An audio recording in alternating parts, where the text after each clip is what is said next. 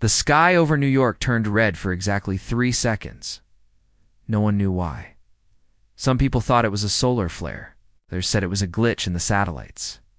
But in truth, no one had seen anything like it before. The color was not just red. It was deep, sharp, and cold. People stopped in the streets. Drivers hit the brakes. Children pointed at the sky. Then, just as quickly, it was gone. Phones still worked. Lights stayed on. Everything returned to normal, or so it seemed. 2 hours later, the signal came. It was not sent by a satellite. It didn't use Earth's frequencies. It came through. Something else. Something no one understood. It appeared on screens, phones, computers, even old radios that hadn't worked in years. It was a voice. Maybe not a voice at all. The message was clear, simple, cold. Prepare for judgment. You have 10 Earth days. Then silence. All around the world, people panicked. Some laughed, thinking it was a hoax. Others cried. Conspiracy channels exploded. Social media lit up with fear, jokes, and fake alien pictures, most governments said. It was a prank. A few called for emergency meetings, but no one truly believed it, except her. Dr. Alina Marsh sat in her small office deep under Arizona, staring at the repeating waveform on her old black screen monitor. Her hair was gray now. Her hands shook slightly from age, but her mind was sharp, sharper than ever. She had seen this signal before, 23 years ago. During her final mission with NASA, she had worked on a classified project, Project Iris. A crashed object had been found in Antarctica. No country claimed it. It was unlike any machine ever made. Inside it, they found strange writings and a broken core that pulsed weakly, as if alive. The signal that now echoed around Earth came from that core. She never forgot the pattern. It wasn't language in the normal sense. It was more like math. A countdown, a warning. They buried the project, shut it down, and told everyone it was a weather balloon. Alina had tried to speak out, but no one listened. Now, 2 decades later, the same message had returned, but louder, clearer, and everywhere. She reached for her old laptop and opened the last file she kept from that mission. It was labeled, "In case it returns." She clicked play. The audio matched perfectly. Alina didn't wait. She grabbed her phone and called an old friend, General Marcus Gray, a retired Air Force, now head of a secret government task force called Black Echo. He answered on the second ring. "Marcus, it's happening," she said. He was quiet. "Too quiet. You saw it?" she asked. "Yes," he said. "We've been watching it for 4 hours. We hoped it was fake. It's not. You remember the object in Antarctica? How could I forget? It's the same signal, same countdown. We have 10 days. She heard a deep sigh on the other end. "I was afraid you'd say that." "Are the defense protocols still active?" she asked. He paused again. "Some are. Others were shut down after budget cuts. Congress never believed in alien threats. They will now," Alina said. Marcus hung up. High above Earth, in low orbit, a forgotten satellite blinked to life. It was black, almost invisible, and shaped like a long, thin arrow. Built in secret, it had only one purpose: to detect non-human movement beyond the moon. Its sensors began to spin. Then it saw them. Not one. Not 2 20-7 objects. All. Moving fast. All silent. All coming straight for Earth. The satellite tried to send a warning. But before it could, something invisible hit it. It went dark. In Washington, D.C., the president was rushed to an underground bunker. A meeting of the National Security Council was called within the hour, but the information was limited. No one knew what the objects were. No one could track them clearly. They were not using normal propulsion. Not even gravity seemed to affect them. In China, the same thing was happening. In Russia, in India, every major power was watching the sky. But no one had answers, only fear. And time was running out. On day 2, something even stranger happened. A deep space probe called Voyager X9, which had been lost for 7 years, suddenly came back online. It sent one short video file before burning out completely. The footage showed space. Dark, silent, then a shadow passed across the camera. It was big. Bigger than any ship ever built. Triangle-shaped, with lights that didn't blink. Lights that moved in patterns. Under the ship were symbols, not human symbols, not from any known language. Then the camera shook. Feed ended. NASA released a public statement, no cause for alarm. The probe may have malfunctioned, but Alina knew better.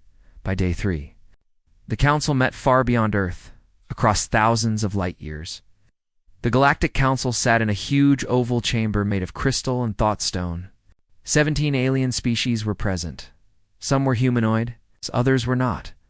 Some spoke with sound, others used light or scent. But all were powerful. All were ancient. Earth was not a member, not even aware of them. But the Council was aware of Earth, and some were afraid. The humans have reached the level, said one tall, blue-skinned being named Taviran. They are close to faster-than-light travel. They are weaponizing their orbit. Their minds are evolving too fast. They are still young, replied another, a gentle being of smoke and mist called Inshara. They are children compared to us. What do children become?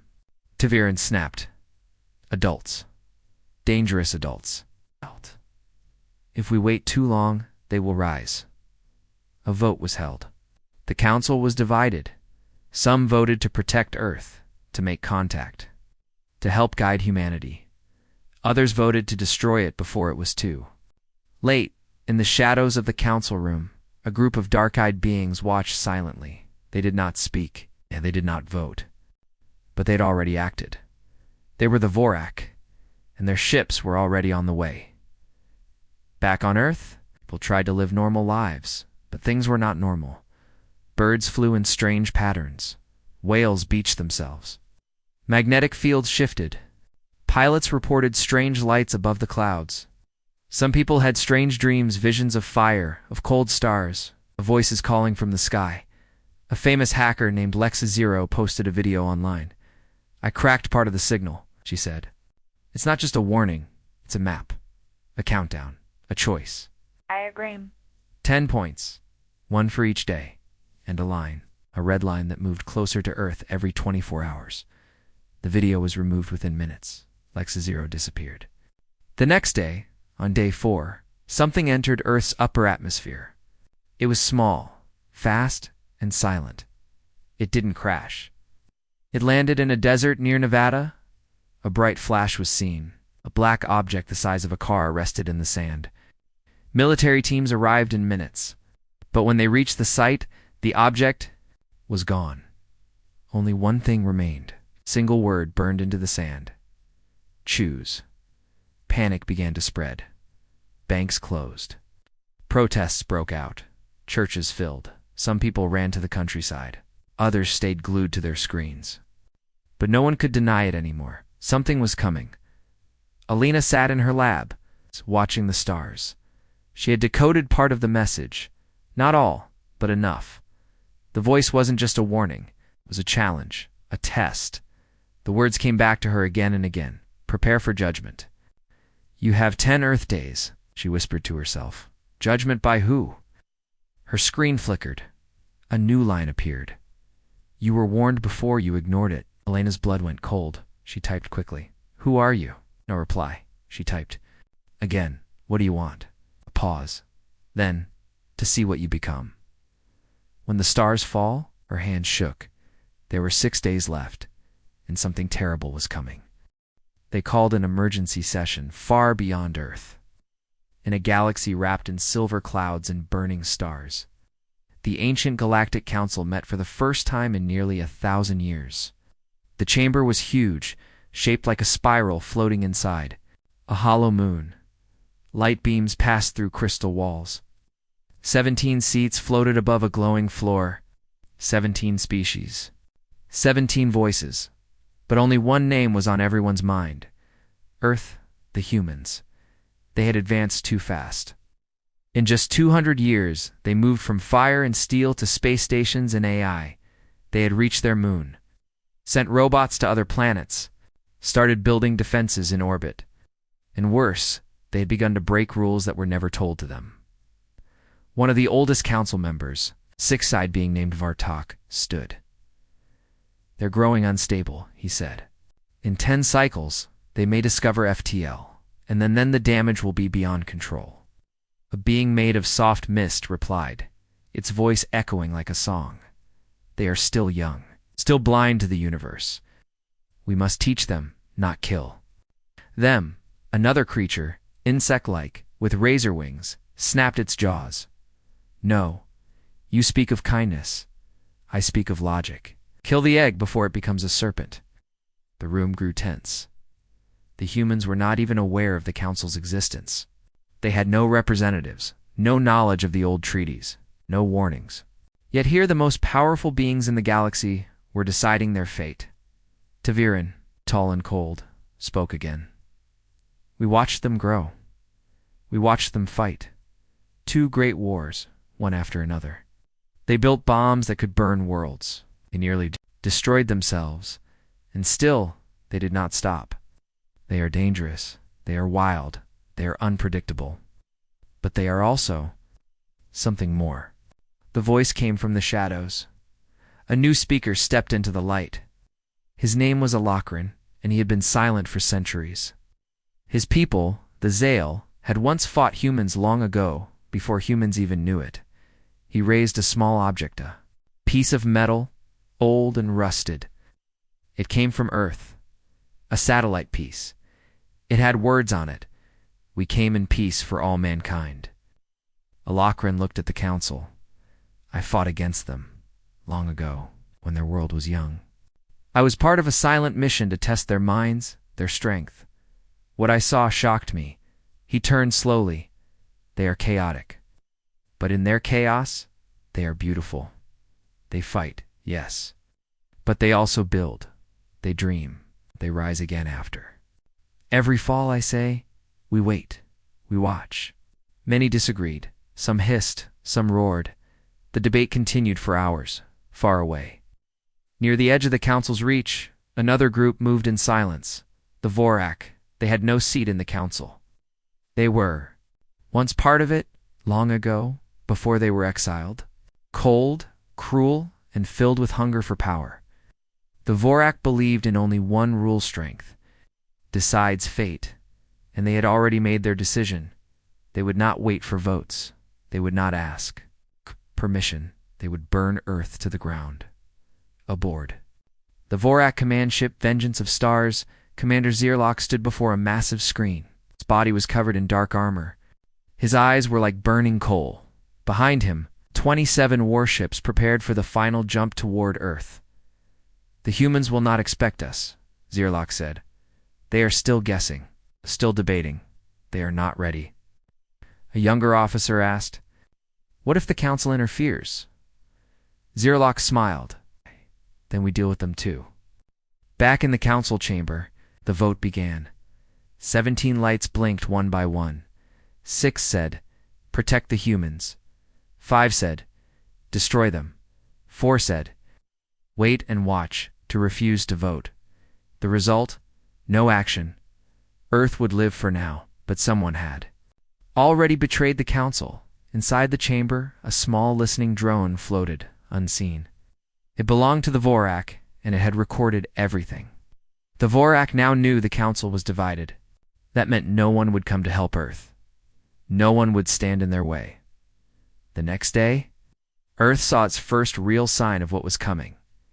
In the skies above Tokyo, 5 stars suddenly moved in strange patterns. Military radar caught them first objects, not meteors. They were dancing, spinning, watching. Then they vanished. Later that night, an old radio telescope in Chile picked up a strange burst of sound. It was short, like a whisper, but powerful. Scientists decoded part of it. The message said, "You were given time. Time is now ending." At the same time, in a hidden underground base in Siberia, Russian scientists working on deep space communication saw something even more disturbing. A line of energy, dark, and sharp, was stretching between the moon and deep space. Was not natural. It was moving. A net. A trap Earth was being locked down piece by piece. World leaders still argued. Some still thought it was all a trick, a mind game. But in the shadows, secret units began to prepare. Project Aegis in the U.S. Red Storm Initiative in China, Ghost, Shield. In Europe, each had only one goal: survive what was coming in an old warehouse in London. A team of hackers called Black Zero met in secret. They had collected satellite images, strange transmissions, and ship movement data. What they saw terrified them. Something was already here, not just coming. Already watching one of them. A girl named Miri opened an encrypted file she had stolen.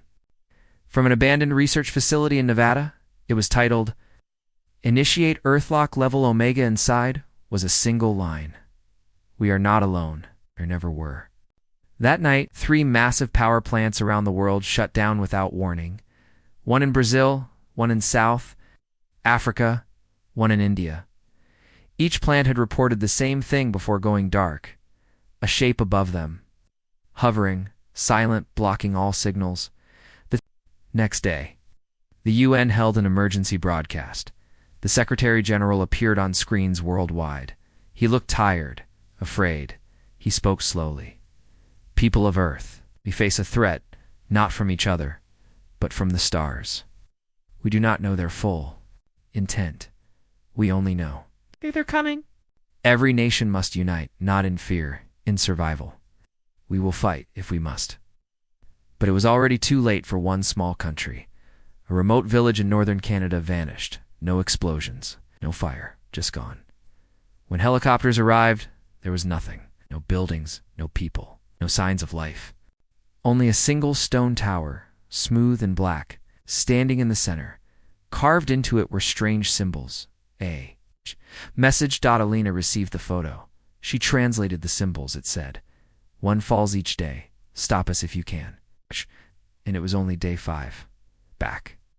At the council, alarms echoed. One of the seats, the seat of the Vernai people, was now empty. Their homeworld, millions of light years away, gone silent. No communication, no light, nothing. The council finally understood. The Vorok were moving again, and they had started with the Varnai. A second vote was called. This time, the numbers. Change 9 said, "Protect Earth." 6 said, "Wait." 2 remained silent, but it was too late. The Vorak would not stop. They never had, in the dark edge of Earth's system. Near Neptune, sensors caught the first shapes. They were huge, cold, unseen by the eye, and they were almost here. Deep beneath the ice of Greenland, facility came to life. The walls were thick with steel and concrete, hidden under miles of frozen land. No one knew it was there. No government, no satellite, not even most of the military. Only a few people in the world knew the truth. They called it Site 0. Inside, old lights flickered on. Engines hummed. Large machines turned after years of silence. A cold voice echoed through the hallway. "Project Aegis. Activation complete." In the control room, a man in a black coat stood facing a large glass screen. His name was Director Alan Riggs. His hair was white, his eyes sharp, his legs weak. He sat in a hover chair, breathing slowly. He looked at the live satellite feed on the screen. It showed the edge of the solar system dots moving toward Earth. He pressed a red button on the side panel. "Get me Ghost Hammer," he said. A soldier nearby responded, "Yes, sir." Minutes later, a line of armored vehicles rolled out from underground tunnels. Each vehicle carried strange-looking weapons built from a mix of human science and something else. These were not normal tanks, not normal missiles. They were part of black projects. Secret weapons made for only one purpose: to fight something not from Earth. Years ago, the world's top scientists found strange materials inside a broken object that crashed in the Nevada desert. That object wasn't a meteor. It was a ship, not ours. And it wasn't empty. It held remains. Bones that weren't human. The U.S. military took it, locked it away, and started building weapons from what they learned. At first it was just experiments. But when signals started reaching Earth, they knew something was coming. They didn't tell anyone, not the people, not even other nations, but they built and waited now. They were ready. Across the globe, in a cold Russian base buried in the Ural Mountains, a second facility came online. The Russians called it Red Veil. Here, they had built their own technology based, not on alien wreckage, but something older. In Siberia, years ago, they found an underground vault deep in the permafrost. It wasn't built by humans. Symbols lined the walls. Strange humming crystals powered the room. Scientists couldn't understand it, but they copied what they could. Red Veil was the result. Energy weapons, teleport jammers, and something. Elsa Gate, something they never opened until now. General Orlova stood near the gate, her hands behind her back. The gate began to glow. A low hum filled the room. Lights pulsed slowly, then faster. One scientist warned, "We don't know where it leads." Orlova replied, "We're not going in. We're bringing something out." On the other side of the world, in a deep-sea base hidden below the Mariana Trench, China activated their last weapon project, Dragon Pulse, a single ship. Built in secret over 20 years, made from steel, dark crystal, and technology that no one fully understood. The ship was long, sharp like a blade. Its power core pulsed with energy drawn from the earth itself. Its name was Jianxi. The sword of the deep, it rose from the water like a beast from legend. The sky cracked with thunder. Waves rolled across. The ocean, as the ship broke the surface, floated silently for a moment, then turned its nose to the sky. Engines lit up, and it flew no wings, no roar. Its movement, smooth, fast, deadly. Around Earth, secret satellites began to shift. They weren't made for spying. They were weapons, kinetic rods that could drop from orbit with the force of a small nuke. The Americans called it Project Zeus. Each rod was pure metal. Built to strike without warning, without sound, the rods activated, dozens of them, hidden. In space for years, now they waited for a target. Back at Site Zero, Director Riggs watched the countdown on the screen. He knew the Vorak ships would enter Earth's orbit in 4 days. That wasn't enough time. He opened a secure channel. It connected. To a man in a dark room, "Time to activate Umbra," Riggs said. The man on the other end said nothing. He only nodded. Umbra was the last black project. It's the most dangerous one.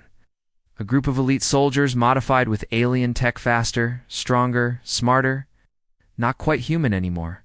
Most of them didn't survive the changes, the ones who did. They were called shadows, and they were already moving. In the city of Cairo, a group of people sat in a small room with no lights. They had no uniforms, no IDs. They had weapons no one else on Earth had ever seen. Blades that shimmered. Rifles that fired pure energy. One of them, a woman named Juno, checked her wrist device. It showed the map of Earth with red points. Appearing across the globe, she whispered, "They're testing the grid." Another said, "Should we intercept?" "No, we wait. We'll send the beacons soon." Beacons. That's what the Vorak always used before an invasion. Small devices dropped across the planet to map terrain, monitor life, and weaken defenses. Once the beacons activate, invasion follows within hours. The Vorak timeline was known too. Umbra, because they had once caught a beacon years ago and tore it apart in Washington. The president sat in the war room surrounded by generals and advisors. The news was worse by the hour. Communication satellites were starting to glitch. Weather patterns were acting strange. Ocean tides were shifting unnaturally, and something was jamming. Deep space radar. One general slammed his hand on the table. "We can't fight what we can't see," another said. "Maybe we don't have to." "Project Titan is ready." The president narrowed his eyes. "Are we sure we can control it?" "No," came the answer. "But we don't have a choice." Project Titan was a hidden facility in Antarctica. A machine was buried there, a fusion of Earth's strongest weapon systems and what little they understood of alien tech. It had never been tested until now. As Earth prepared for war, Alina Marsh was still working in her lab, trying to translate the final line of the original signal. She looked tired, but her mind was moving fast. Her old computer showed symbols and energy patterns. Something about them didn't make sense. She finally realized it wasn't a warning, it was a key. She typed faster. The symbols matched Earth's magnetic fields.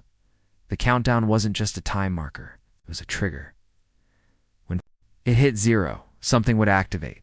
Something already inside Earth, buried, hidden, maybe planted by the Vorak thousands of years ago. She leaned back. "They're not just coming," she whispered. "They've always been here."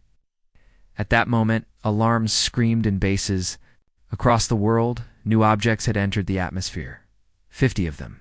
Small, fast, silent beacons. They landed in jungles, deserts, cities, oceans. Most were invisible. A few were caught on camera, black, round, and glowing with blue light. The world panicked, and Earth's secret projects went live. Project Aegis fired the first shot. From a mountain in Alaska, a railgun launched a metal spear at one of the beacons near Seattle. It hit the target and shattered it instantly in South Africa. A rod from Project Zeus dropped from orbit and smashed into a beacon hiding under sand. The explosion sent shockwaves for miles, but most beacons survived. In London, a beacon activated near the Thames. People fled, buildings shook, the air turned cold. Then Umbra arrived. Juno and her team landed from a stealth aircraft. They moved fast, quiet. One of them threw a grenade that pulsed white light. The beacon twisted, cracked, and exploded. Juno looked up at the sky. "They're watching us now." The Vorak fleet had reached Mars. They didn't slow down. They didn't hide. They turned toward Earth. In Site 0, Riggs looked at the satellite feed. Hundreds of small dots now moved behind the main fleet. Drop pods. Each one held a soldier.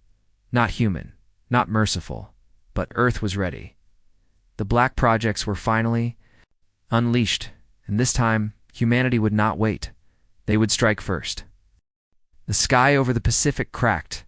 It didn't flash, didn't roar, simply ... split.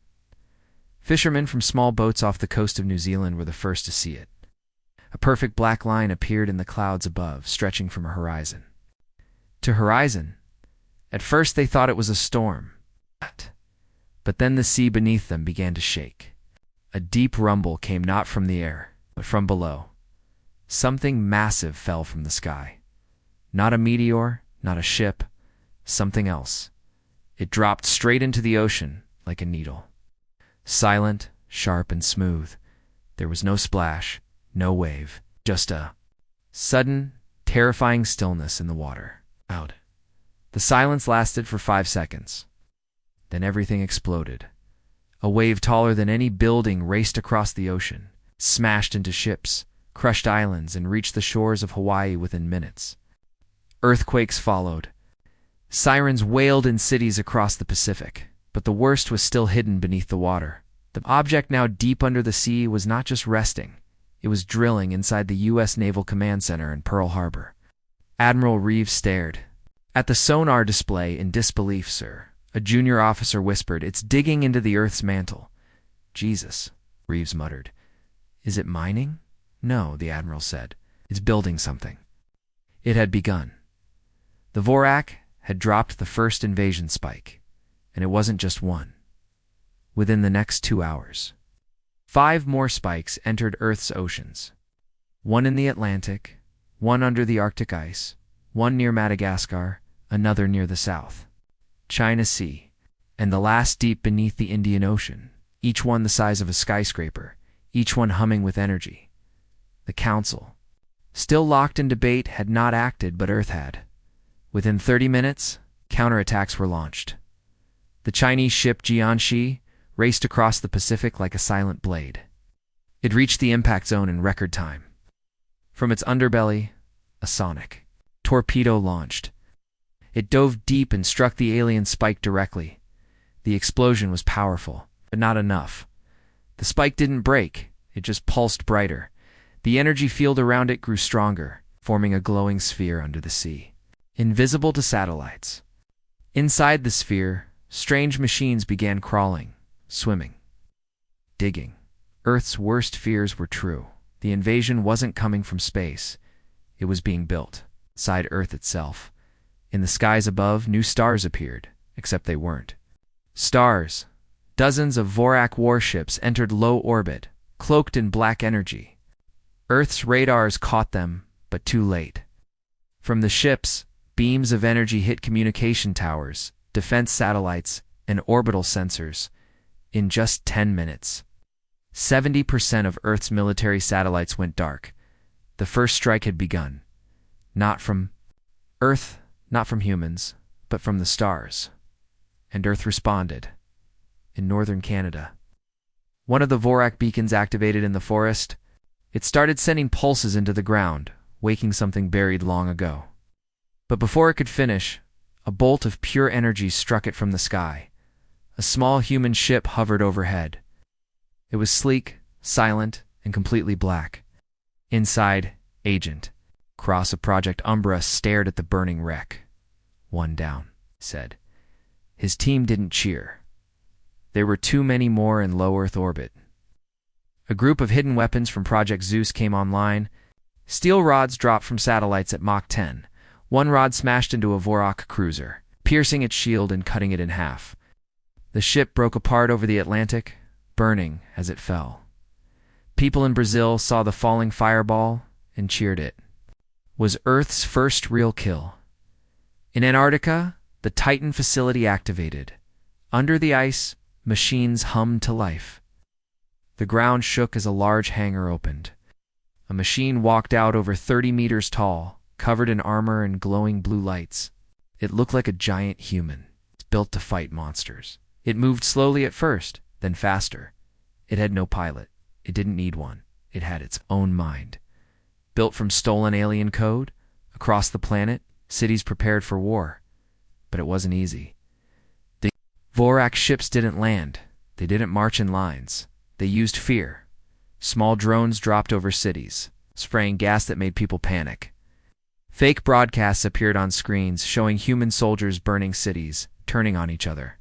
The Vorak were not just using weapons. They were using psychological warfare, divide and confuse. But humans had seen this.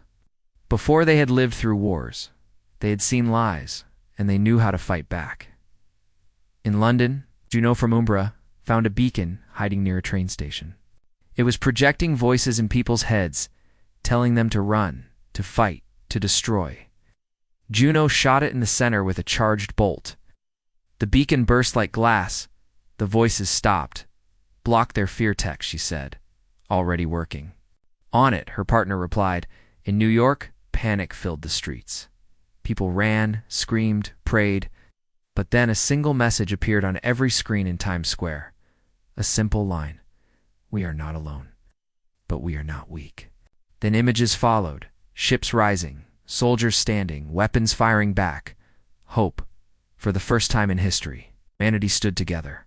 Russia, China, the US, India, Europe, Africa, every nation began working side by side. Satellite links were rebuilt. Communication was restored. Defense systems were shared. Troops fought together under one flag. Earth, one world, one chance.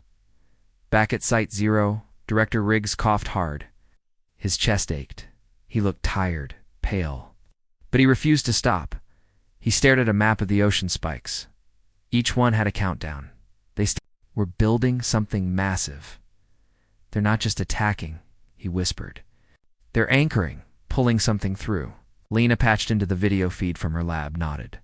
"They're opening a gate. To where, not to where, to who?" At that moment, deep beneath the Pacific, something moved. Not a machine, a being, large, alive, and waking. Riggs leaned forward. "We hit it now, with everything, all at once."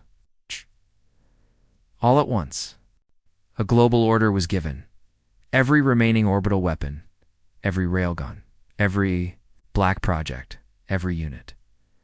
One target, the primary spike in the Pacific, Earth's full fury unleashed in the skies. The GNC fired its energy beam. An Alaska project, Aegis launched a triple-rail spear. From Antarctica, Titan fired a focused pulse from its chest. Orbital rods fell from the sky like rain. The ocean boiled. The spike cracked. Something screamed from beneath the sea, a sound not meant for human ears. Something. Wounded, bleeding, dying for the first time. The Vorak paused. They had underestimated humans. They thought Earth was still broken, still fighting itself. But the humans changed. They had evolved, and now they were fighting as one. The spike shattered. The gate closed, but the war was just beginning from behind the moon. A new shadow moved. A ship larger than any before. The real invasion force.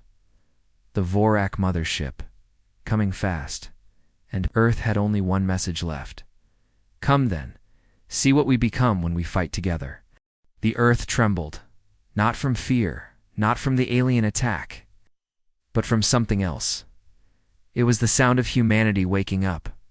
From bunkers and bases. From ships and towers. From cities once asleep, Earth was rising. The warning had come. Out. Strike had been answered. Now it was time to fight back. Above the planet, the Vorak mothership crept into orbit. It was dark as night and wider than any human city. It blocked the stars. Below, shadows fell across continents. People stopped to look up. It was as if a second moon had appeared, but this one came with death. Inside the mothership, Commander Zierlock stood with arms folded. His armor glowed softly. With living circuits, his mind was linked to the fleet. His voice sent commands without speaking. Release the swarm. Beneath his ship, thousands of pods opened. Swarms of Vorak drones poured from the sky, black metal beasts with wings like razors and eyes that glowed red.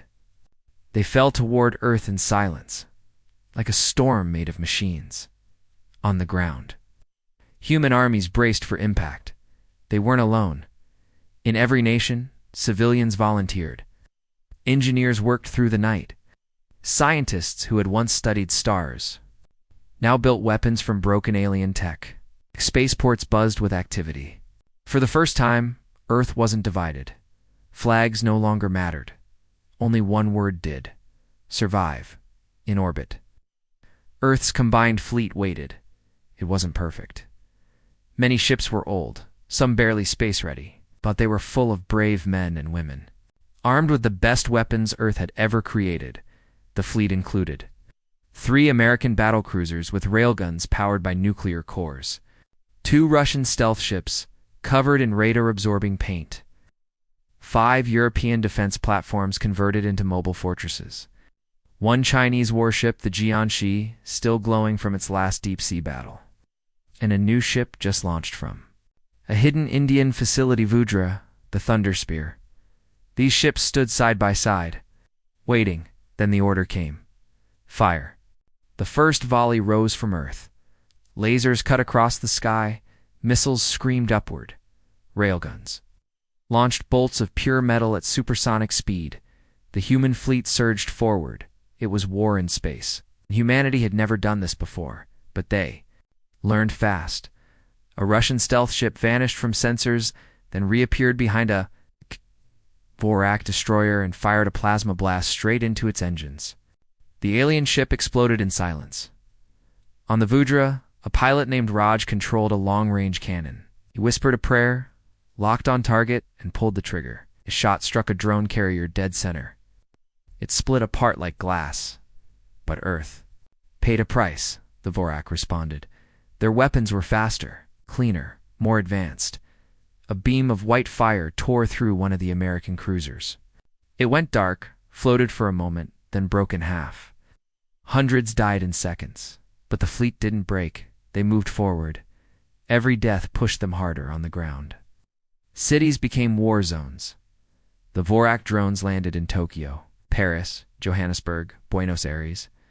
Their purpose was not to capture. It was to erase. They used cutting beams, acid pods, sonic screams, but Earth fought in New York. Umbra teams took the streets. Juno and her squad fought in the rubble of Times Square. She used a weapon built from alien scraps, one shot of plasma per charge. But each shot could burn through armor. "We can't hold them here," shouted her teammate. "We're not holding," she replied. "We're leading them." She ran toward a building marked with a red X dot inside. 3 survivors waited with remote detonators. The building was wired. They lured 10 drones inside. Juno gave the signal. The building came. Down, 10 drones gone. No. Human lives lost. In South Africa, a boy no older than 15 hacked into a Vorak drone using nothing but a laptop and stolen code. The drone, once hostile, turned on its own kind. The boy smiled. Across the oceans, submarines launched hidden payloads, floating mines built from alien alloy. In space, these devices burst with magnetic force, disabling Vorak engines, one by one. The alien ships began to fall, but Earth's greatest strike was still to come, at Site Zero. Director Riggs coughed into his sleeve. Blood stained the white cloth. "Are we ready?" he asked. A soldier nodded. "All systems locked in. Fire the Ark." No one spoke for a moment. The Ark was Earth's final weapon. It had no missiles, no lasers, just one massive pulse made to fry all electronics within its range, alien electronics included. The pulse had never been tested. No one knew if it would work, but they had no choice. The command was entered. All screens went black for 10 full seconds. The world held its breath. Then the sky flashed. A bright blue light covered the planet like a wave. In orbit, every Vorak drone froze. Some fell, some exploded, others just shut down. On the ground, humans watched the machines crash from the sky like burning stars. Cheers echoed in every city. But the mothership remained. The pulse had damaged it, but not destroyed it. It still moved, still grew inside. Searlock screamed, not with pain, with rage. He activated the core. A red light filled the ship's hulls. It was time for the final stage. He would drop the Starbreaker, a weapon that could burn the Earth's crust, kill everything, end the fight, and leave nothing behind in orbit. Earth's fleet saw the weapon, began to power up. They had only minutes. Then a voice came through all open channels. It was Alina. Marsh. She had found a weak point. The mothership had one flaw. Its core was based on folded space, but that space could be torn if hit from within. She had uploaded coordinates. One chance. A suicide mission. No escape. The ship had to enter the core chamber and detonate. Silence followed. Then a pilot spoke. "This is Raj the Vajra. I will do it." No one argued. Raj turned his ship toward the mothership. He flew through fire, through drones, through chaos. He reached the chamber. He activated the charge. He said 3 words before impact. "For my planet." Then the screen went white. The explosion was silent in space. No one heard it, but on Earth, everyone felt it. The mothership broke apart, shattered like ice. The Starbreaker never launched. The sky cleared. The war was not over, but the invasion had been stopped. Earth had held, and humanity had changed. Not just in weapons, but in unity, in strength, in heart. The galaxy had watched, and it had learned something new. Humans would not go. Quietly they would stand, they would fight, and they would survive. Rain fell over Washington, D.C. The sky was dark, not from clouds, but from ash and broken satellites still burning as they fell. The war against the Vorak was not over. Pieces of their mothership still circled Earth. Some parts were crashing into oceans and empty lands. Others weren't so empty. In a secured bunker below the Pentagon, Alina Marsh sat at a long metal table. Her eyes were tired. Her voice was calm. She had helped save the planet, but now she was scared again. Across from her sat General Marcus Gray, head of Earth's Joint Defense Command. "We won the battle," he said. "Why don't you look happy?" Alina leaned forward. "Because I think we missed something." General Gray frowned. "What?" She pulled up a map. 6 red dots blinked on the screen, locations where Vorak beacons had landed before being destroyed. Then she showed a 7th. This one never landed. He said it was already here. Gray squinted. That's impossible. Traced its signal. It came from Antarctica. A deep underground facility. Not alien. Human-built. Who's Alina hesitated? We don't know. Gray leaned back. You're saying someone on Earth activated a beacon before the Vorak arrived? Exactly.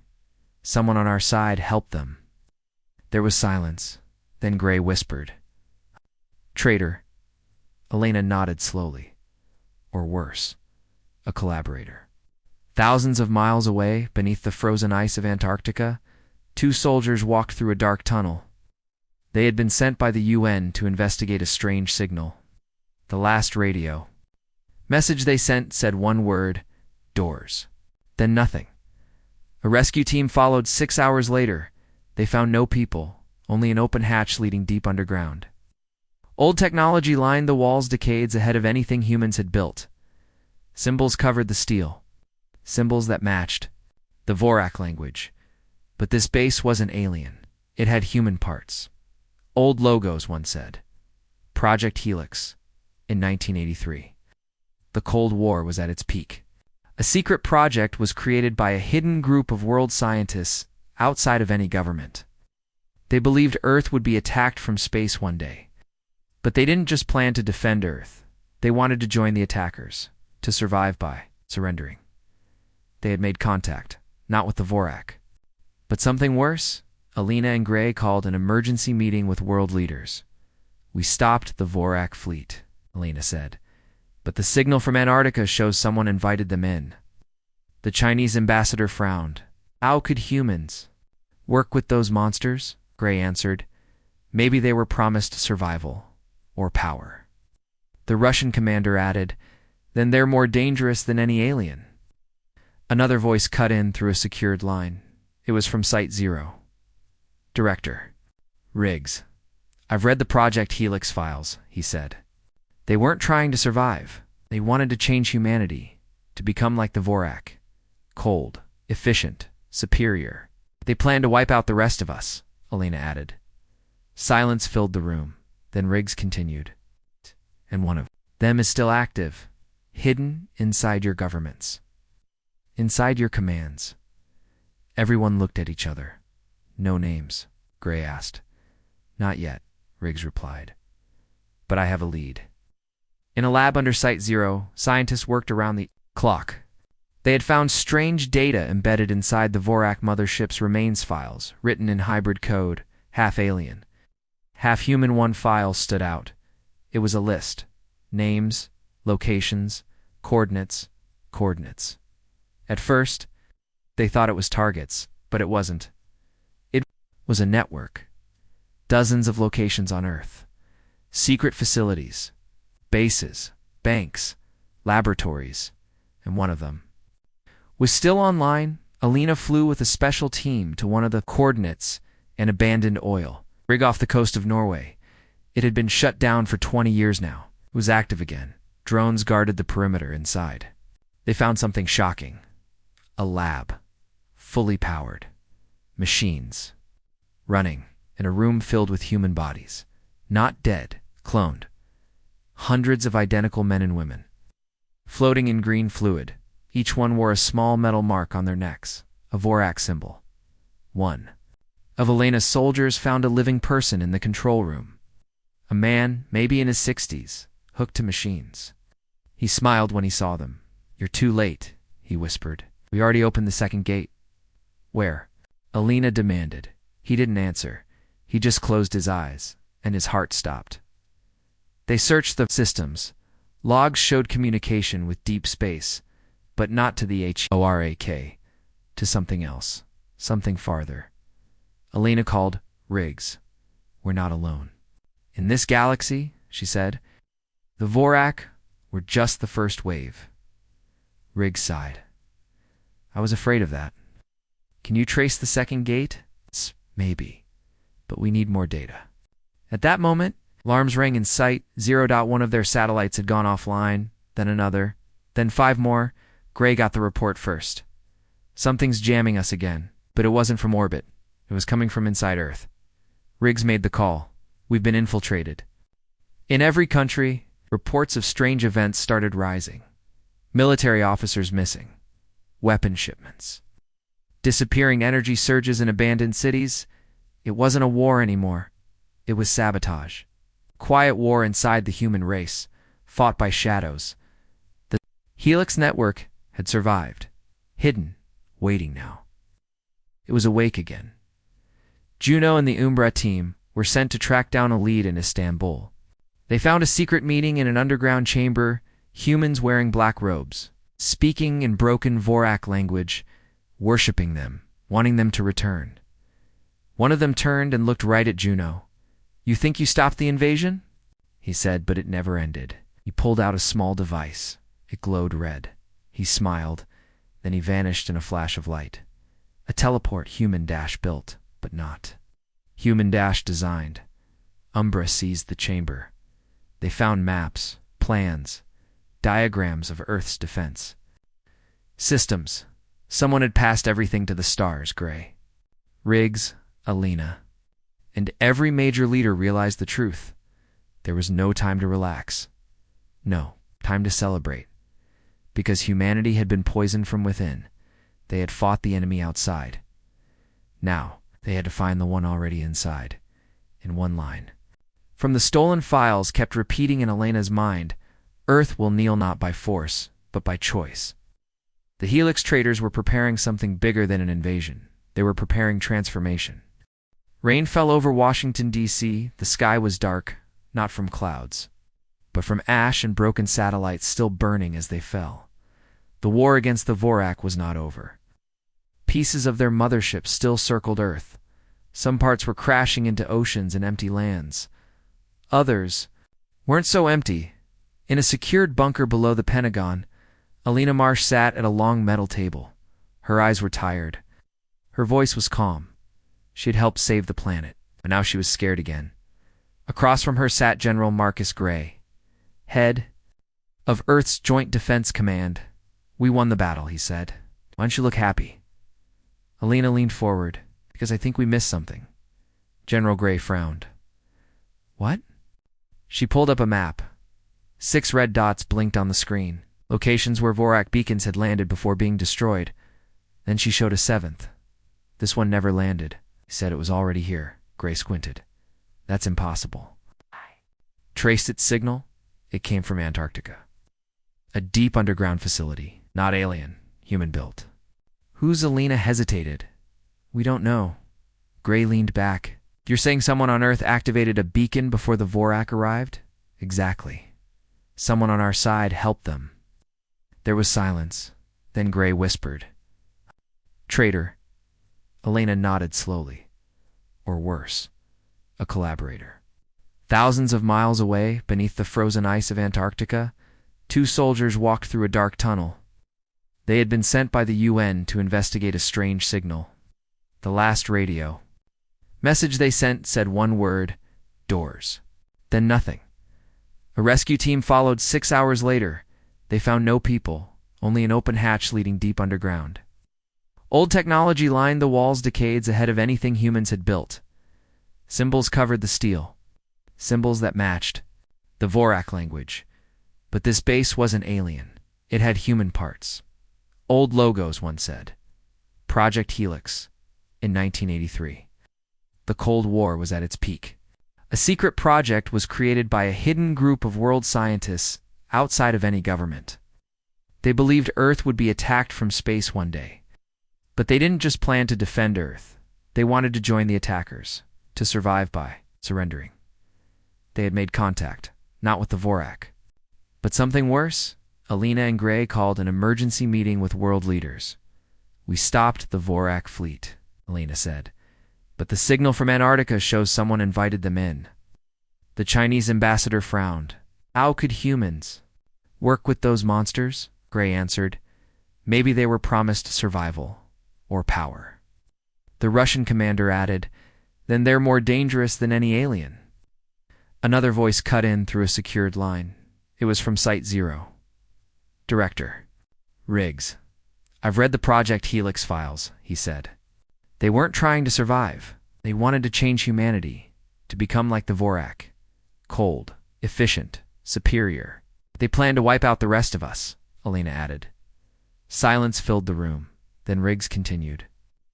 And one of them is still active, hidden inside your governments, inside your commands.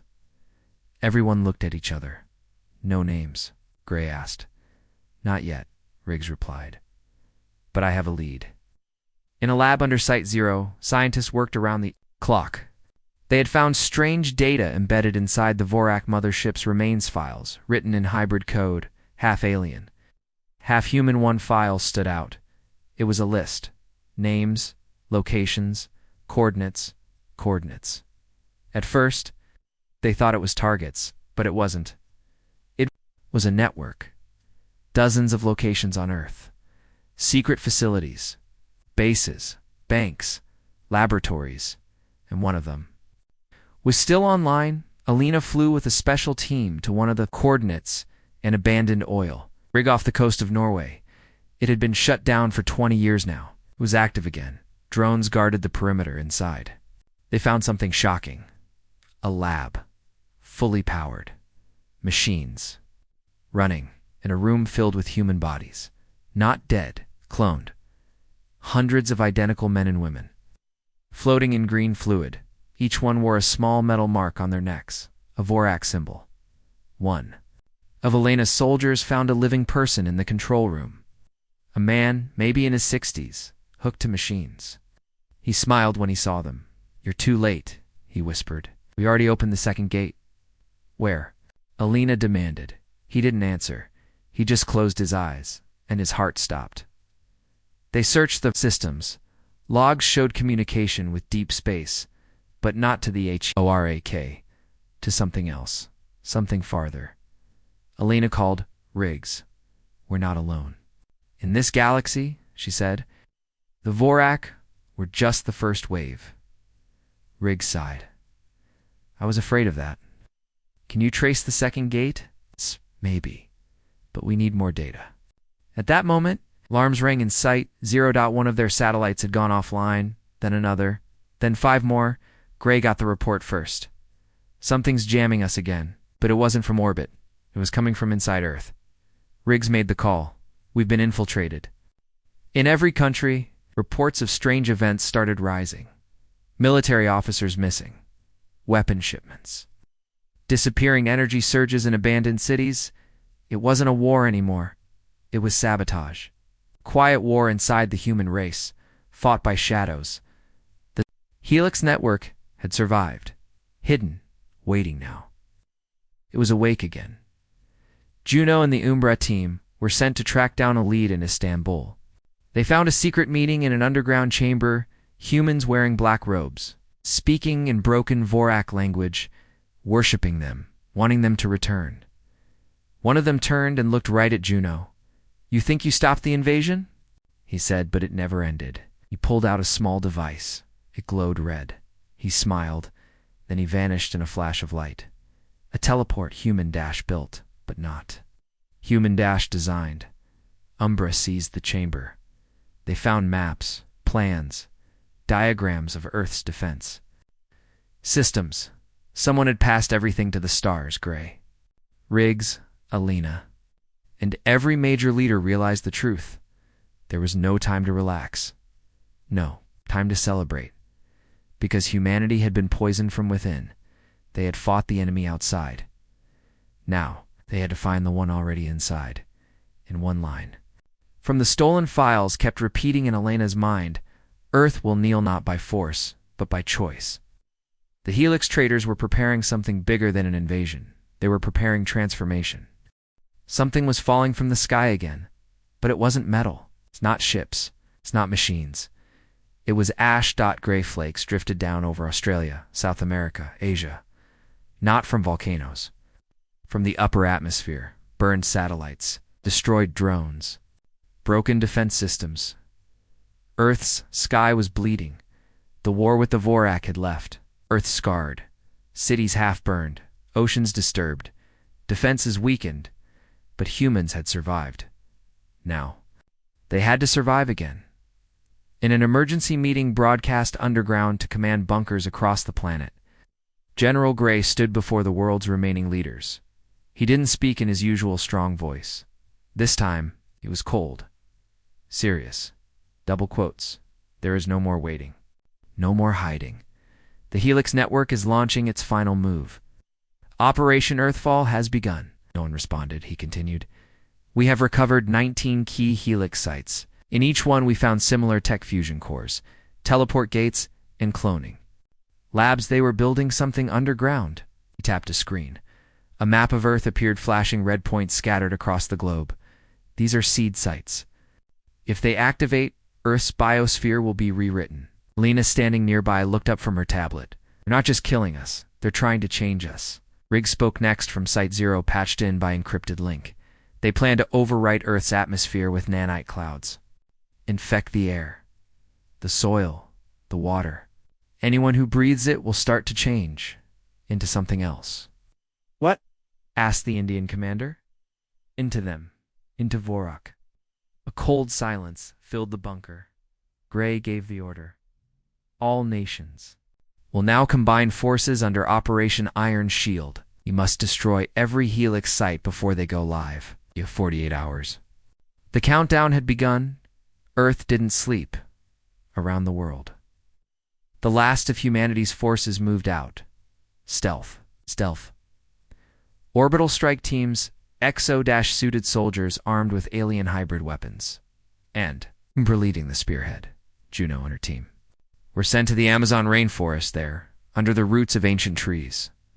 Helix had built a facility 3 kilometers deep. It pulsed like a heart. Outside, the jungle burned. Drones dropped from the sky, cloaked in black mist. They didn't speak. Didn't warn, they just attacked. Umbra returned fire. Juno moved fast, her blade slicing through 3 Helix soldiers. One of them bled black not from a suit, but from within. They're changing already, she muttered. Her gums buzzed. Juno. The core's below you 50 meters down. You've only got one shot at it. She nodded, dropped a plasma charge, and jumped straight down into darkness in Russia. General Orlova led a combined force into the Siberian ice. There, inside a frozen lake, a Helix spike was already active. It was drilling. Inside, human clones half-made, twitching, eyes glowing blue stood in rows. Orlova gave no speech. She gave no warning. She fired. The lake turned red. They dropped charges and set fire to the whole site in Africa.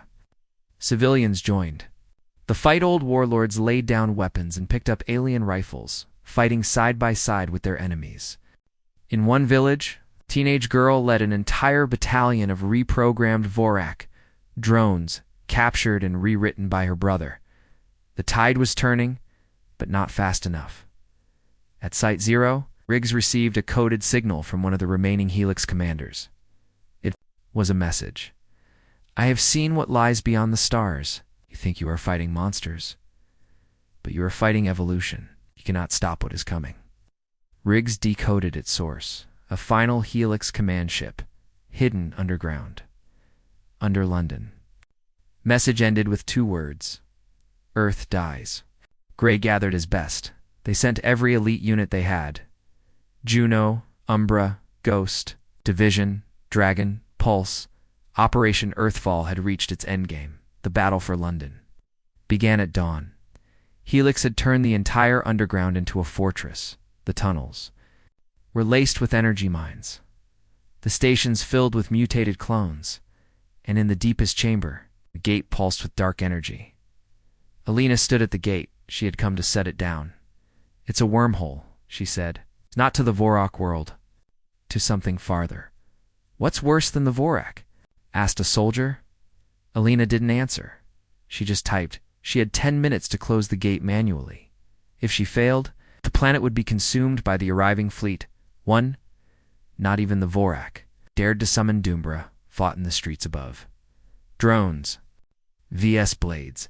Energy versus steel. People hid in buildings. Some prayed. Some screamed, and some fought. A firefighter took down a clone with an axe. A child threw a signal jammer into a Helix walker's core. Ordinary people became heroes because Earth had no choice. Below ground, Elena worked fast. but a figure stepped. Out from the shadows, a man, old, smiling, double quotes. "Hello, Nyan," he said. She knew him. Dr. Adam Rail, her mentor, dead for years, or so she thought. He was Helix. He had always been. He looked unchanged, but his eyes glowed faint blue. "Why?" she asked. He didn't answer. He reached for the gate.